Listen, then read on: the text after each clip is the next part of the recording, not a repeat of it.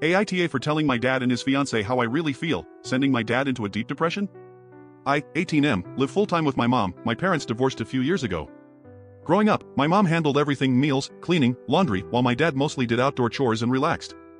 He was the fun parent: games, outings, fast food. My mom was the caring one, helping with school, comforting me, keeping the household running. At around 12, I realized how little dad did and how unfair it was to mom. One fight left her crying in the bathroom, and I started helping her with chores. It became a bond between us. As I got older, I began resenting dad's laziness more.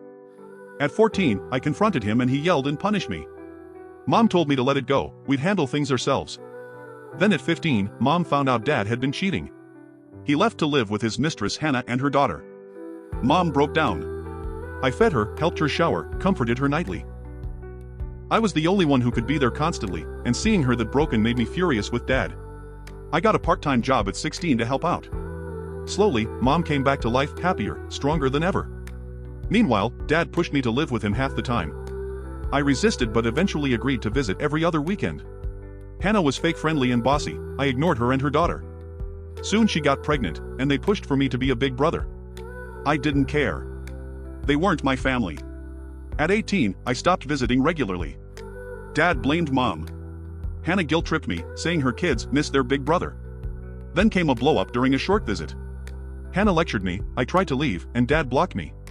He said I needed to grow up and let the past go. I snapped. I screamed that I hadn't loved him in years. That he was a lazy, selfish partner who treated mom like a servant. He was never there for me outside of fun dad outings. And after using mom for years, he shattered her by cheating. I told him I had to pick up the pieces because he was useless, and that I hated him.